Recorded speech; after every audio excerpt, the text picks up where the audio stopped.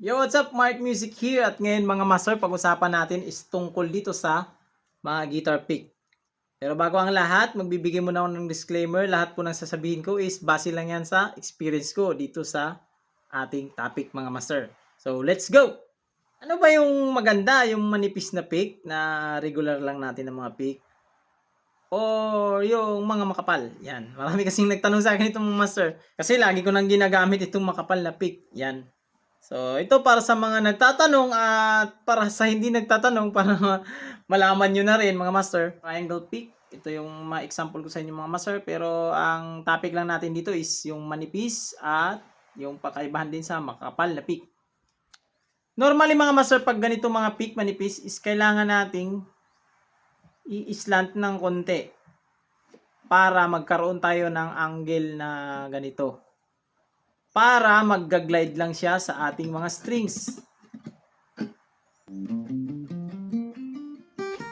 Yan. At pag mag-upstroke tayo is kailangan natin islant siya na paganito rin para hindi siya sasabit talaga sa strings. Kasi pag nakaganito siya, naka-horizontal siya, yan, sumasabit po yan sa mga strings mga master pag naka-ayon siya ng ganitong forma niya, naka-horizontal. So, mabigat siya sa picking natin mga master kasi hindi agad siya mag-glide sa strings. Kailangan nating hilain. Sample nito, pag mag-pick tayo, yung kasunod natin kailangan aangat tayo ng konti para hindi siya sasabit sa strings. Marami tayong gagawin dito sa ating thumb. Unlike doon sa slant natin na konti, hindi na natin siya iaangat. Diretso lang tayo sa picking natin kasi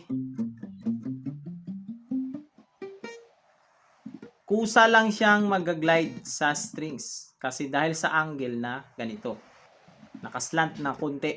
Pag makapal yung pick mga master, is lahat ng mga gagawin mo sa strings is kusa na lang siyang dudulas yung ating makapal na pick. Hindi mo na kailangan or hindi na mag-worry kung ano dapat ang posisyon mo dito sa thumb or sa paghawak mo ng pick. Kasi kahit saang posisyon po siya mga master is magga-glide po siya sa strings. Kahit na naka-horizontal position, magga-glide siya sa strings natin mga master. Kasi dahil yan sa kanyang dulo ng pick yan. Patulis. So ito, ikutin ko yung pick mga master.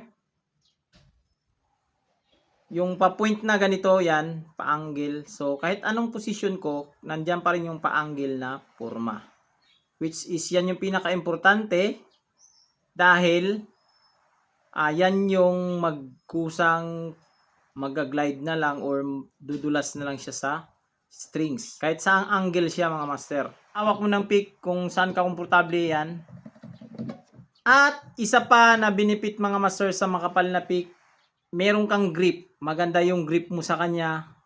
Unlike dito sa manipis na mga pick, more on dito, control. Makokontrol mo ng maayos at ramdam na ramdam mo yung pick dahil sa kanyang kapal. So ito yung tanong, advisable ko ba siya mga master for beginners? Hindi. Hindi ko siya advisable sa beginners mga master kasi unang-una makapal siya pag beginners, lahat naman tayo dumaan doon. Hindi pa tayo gaano kumbaga hindi pa natin gaano control yung ating picking, ating right hand. Kumbaga mabigat pa yung ating right hand kaya lagi tayong napuputulan ng strings. Yan. Kaya ang advice ko sa mga beginners, huwag munang gumamit nitong kapal na pick. Maganda to sa mga intermediate players mga master. Try nyo to. Yan, sa mga curious, de sa mga pick na makakapal, kung bakit mayroong mga makakapal na pick, ano yung grip niya. Ito lang ito sa experience ko mga master ha. I-try nyo to para sa mga intermediate players dyan. I-try nyo to yung makapal na pick. Di kayo magsisisi dito sa mga makapal na pick. Isa sa pinakamagandang benepisyo dito is komportable siyang gamitin at maganda siya sa mga alternate pick o tremolo picking na mabilis. Kusa na lang siyang dumudula sa strings. Yan. Yan lang mga master sa video na to mga master. This is Mark Music. Peace out!